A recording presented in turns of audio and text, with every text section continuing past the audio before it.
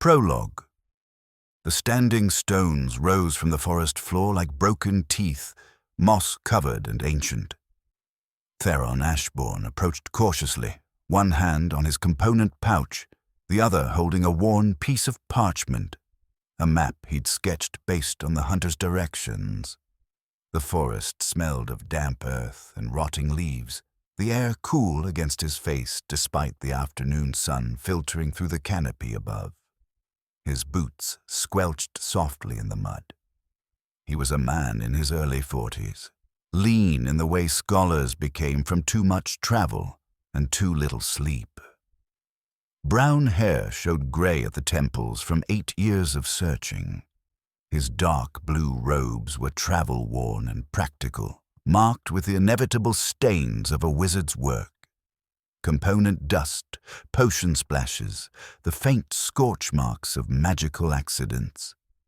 His hands bore the telltale signs of his craft, calloused fingertips from years of precise component work, faint burn scars webbing across his palms. 5 stones in a star pattern, that's what the old hunter had said. The threshold, they call it. The boy asked about it 8 years back, then headed into those woods. Fool. The formation matched his description perfectly. This was where the trail went cold. This was Lucien's last known location. Theron circled the formation slowly, studying the ground for... what?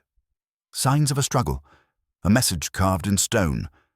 After 8 years, what did he expect to find? Nothing. Just moss. Just shadows. Just 8 years of dead ends. He'd grown careless. His foot crossed between 2 of the stones. The air changed. A prickling sensation like walking through spider silk. The hairs on his arms stood up. A ward. Too late, he recognized the tingle of boundary magic. Movement in the trees. He spun, hand going to his component pouch. Figures emerged from the shadows. 6, maybe 7, human-shaped but wrong. Jerking movements, empty eyes reflecting torchlight that shouldn't be there. Their clothes were rotted, their skin gray. The smell hit him. Decay, like meat left too long in summer heat. Sweet and putrid. Thralls. His blood went cold. "You shouldn't have come here, wizard." The voice came from behind him. Male. Rough. Cultist robes, marked with symbols he didn't recognize. 3 more stepped from the trees. "The mistress doesn't like trespassers." Theron raised his hands, trying to appear non-threatening. "I'm not trespassing. I'm looking for someone. My son disappeared near here." They all say that. The cultist's smile was cold. "Doesn't matter. You crossed the threshold. You're marked now. She'll want to see what you know." She who? Theron's heart hammered. The thralls moved. No warning, no hesitation, just sudden, horrifying speed. Theron managed one spell, Firebolt, catching the nearest thrall in the chest, before cold hands grabbed him from behind. Fingers like iron dug into his arms. He tried to twist free, to pull power for another casting, but there were too many. Something struck the back of his head. Sharp, brutal pain exploding across his skull. The world tilted. His knees hit the ground hard, jarring his teeth. The taste of copper filled his mouth. Forest debris scraped against his cheek as he fell. Through swimming vision, he saw the cultists approach. One knelt, rifling through his pockets. The cultist's breath reeked of stale wine and rotten teeth. Spellbook, pouch. "Take them." The cultist pulled out the folded map, squinting at Theron's notes. "Searching for someone, were you? How convenient?" A cold smile. "The mistress will want to know what brought you here." "Wait." Theron tried to speak, but his tongue wouldn't work. The world was going dark. "My son." 3 days later, the torchlight flickered against the damp stone walls of the cell. Theron Ashborne had been here 3 days now, or was it 4?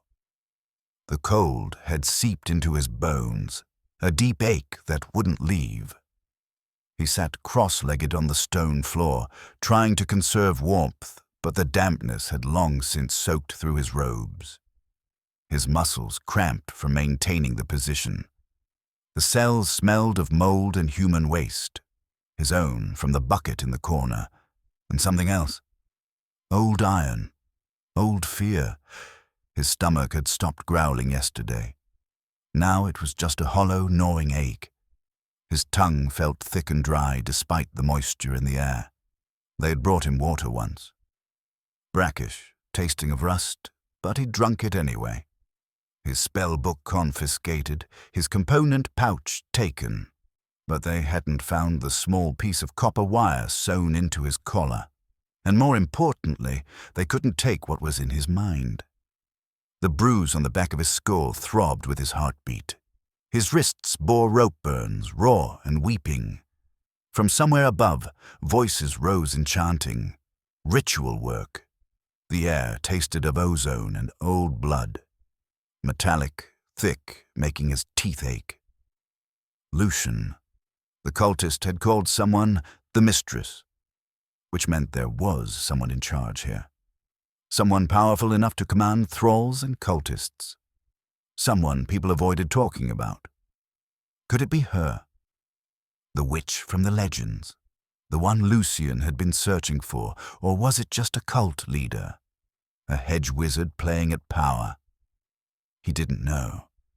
But cultists with thralls didn't capture people for no reason. And that ritual chanting meant something was happening above. Something bad. The sound made his skin crawl, words in a language that hurt to hear. 3 days of cold stone and darkness, 3 days of fear cycling through determination and back again.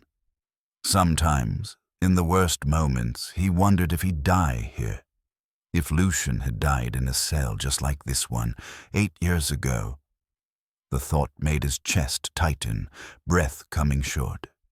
No. He pushed the fear down, forced his breathing to steady despite the cold making him shiver. But traps could be escaped, and if whoever had captured him knew something, anything, about what happened to his son 8 years ago. I'm coming, Lucian. If you left any trace here, if anyone knows what happened to you, I'll find it. Through the iron bars, cold metal that left his hands aching whenever he gripped them, Theron surveyed his prison. A hulking figure slumped against the far wall, his guard snoring heavily, breath whistling through broken teeth. A ring of keys glinted at his belt, catching the torchlight. Behind his straw pallet, musty, rank with old sweat and despair, he'd noticed loose stones where the mortar had crumbled away. With effort, he might widen that gap. But where? And sitting motionless in the corner, watching him with unusual intelligence, was a rat. Witches kept familiars. Was this one of hers, watching him? Or just a rat? The witch, if she even existed, if that's who was up there, wanted to keep him imprisoned. She'd learned that wizards were harder to cage than she thought.